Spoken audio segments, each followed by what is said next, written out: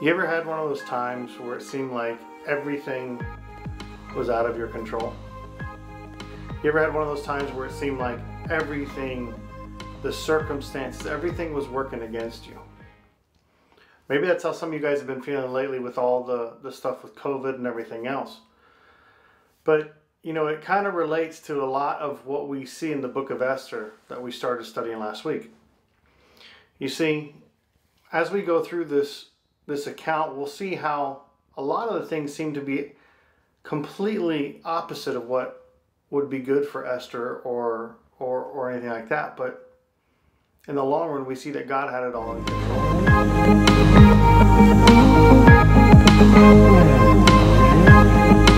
Now, between the first chapter and the second chapter, if you're just reading it in your Bible, it looks like it's just, okay, 1 minute Vashti's removed as the queen, and the next minute King Xerxes is looking for another one.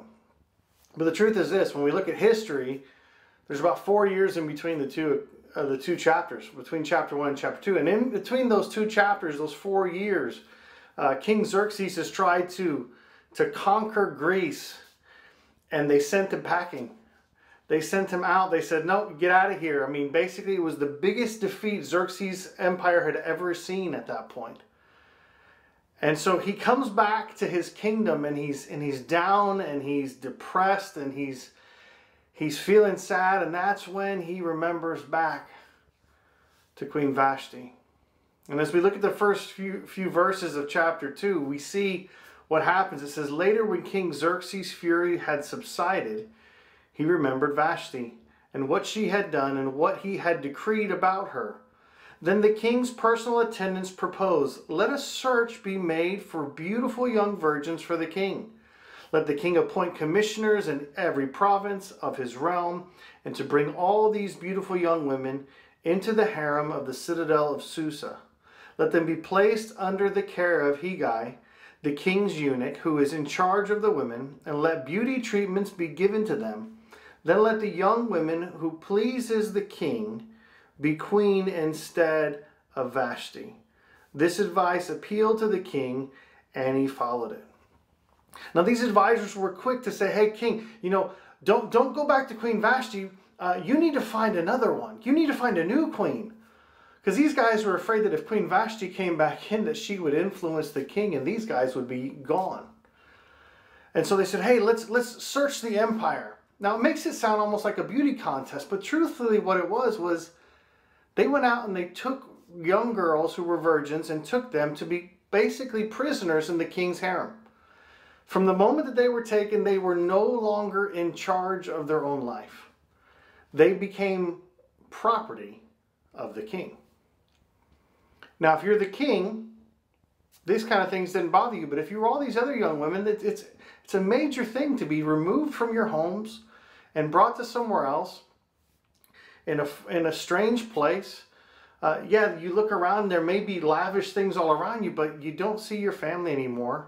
You're not really connected to them, especially if you were pulled from the furthest regions of the empire. Now, when you look at the circumstances there, they can seem pretty bleak. When verses 5 to 7, we're introduced to a Jewish man named Mordecai. Now, he held some kind of position in the kingdom. It wasn't very high up, but he was part of that group of exiles that had been taken out of Israel by the Babylonians. And he had adopted his cousin, whose name was Esther.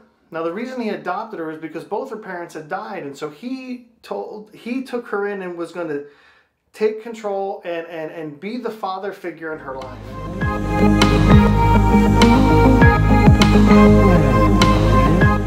Now, in all of this, we see this in verses 8 and 9. It says, when the king's order and edict had been proclaimed, many young women were brought to the citadel of Susa and put under the care of Hegai.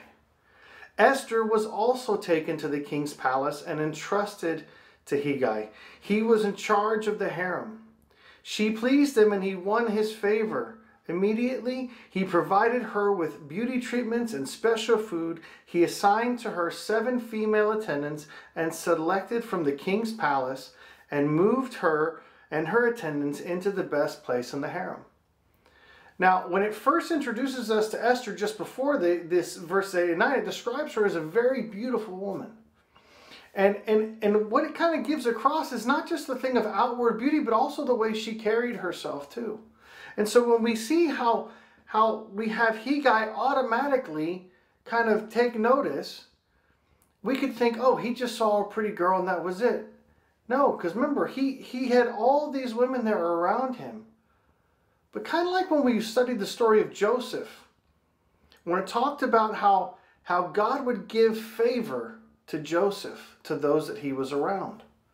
So whether it was Potiphar or the jailer or the Pharaoh, all of these people he found favor with. Well, Esther goes in and she's not just one of a couple women.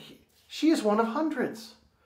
This harem was full of women, and yet she was found to have favor with Hegai.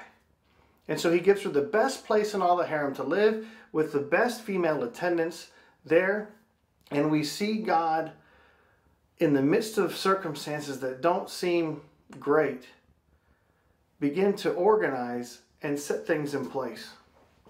Now, up until this point, Esther and Mordecai hadn't revealed their nationality. They hadn't revealed to those around that they were Jewish. And we don't exactly know why, but if we get to the later on in the story, we'll be able to see why it was so important that she and he are. Because God is using them for a purpose.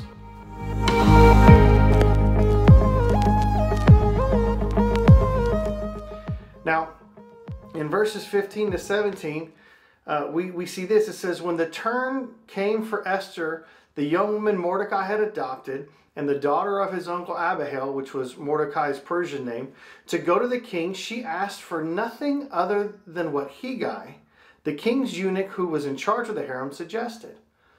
So God's given her this wisdom to listen to the one who knows the king the best. So she's like, I don't need anything except what Hegai says. So we see God working there again. It says, and Esther won the favor of everyone who saw her. She was taken to King Xerxes in the royal residence in the 10th month, the month of Tebeth, in the 7th year of his reign. Now the king was attracted to Esther more than any other woman, when she won his favor and approval more than any of the virgins. So he set a royal crown on her head and made her queen instead of Vashti.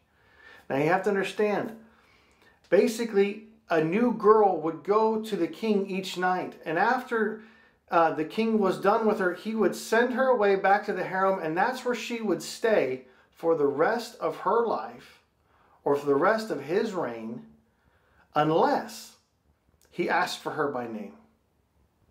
You ever met a ton of people at the same time and then had a hard time remembering the names of the person not too long after?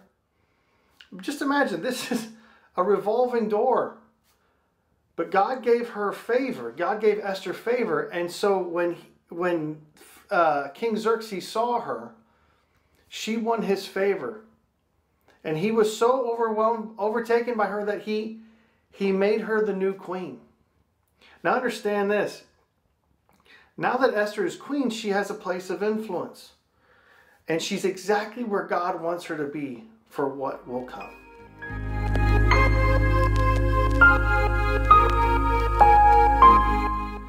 Now, in this time period, what you have is the Persians would look for any reason to have a celebration. Last week we talked about how he had this festival, and it was such over 100 days, and then they had another 7 days after that, just because. Now, when she is crowned queen, they have this entire festival and holiday across the empire. Now, he wanted everybody to love Esther. Not because necessarily he loved her, but because he wanted to bring attention to the fact that he had his queen again. I think part of this is probably because of him. It was all about him. And then right after this in the chapter, we see a shift. And the shift happens when now Mordecai seems to be at a higher position, because it says he's at the king's gate. Now imagine the king's gate is like the palace entrance where business happens. Okay? And he happens to overhear a couple of guys basically whinging, but then also that whinging turns into a plot to kill the king. So Mordecai immediately tells Esther, and Esther lets the king know, and they investigate, and they find that the plot was true. And so these two guys are arrested, and they're not just executed, they're impaled on these poles. The Persians would do this as a way to display what would happen to those who didn't have favor or had done something against the king. So they're literally impaled on these poles and left there for several days so that all would see what happens if you cross the king. Now Esther was quick to make sure that everybody knew that it was Mordecai who had informed. And so this is taken down in this book called the Annals of the King, or basically like the record of the king. And they would write down these important things. That way if the king ever wanted to go back and read over it and be reminded of what had happened, he could do that. And so Mordecai is given credit, but that's all it is he's given credit in this writing. And so now we have Esther, who is in a place of influence. We have Mordecai, who has saved the king's life. And they seem to be right at the right place at the right time. And that's what happens when we see God move in the midst of these situations. Now, a lot of these things may have seemed to Esther like nothing was in her control, but God was moving pieces. Now, the same thing may happen to us. We may feel uncertain of our circumstances and why things happen. But God sees the whole picture. We see our little circumstances and we're kind of in here like this, but we got these blinders on. But are we going to trust that God can see the whole thing? Are we going to see that God can see all the circumstances working together to the right place? For Esther, we're going to see how her place and position is not only going to save her life, but that of many others. So let's see what it talks about next week.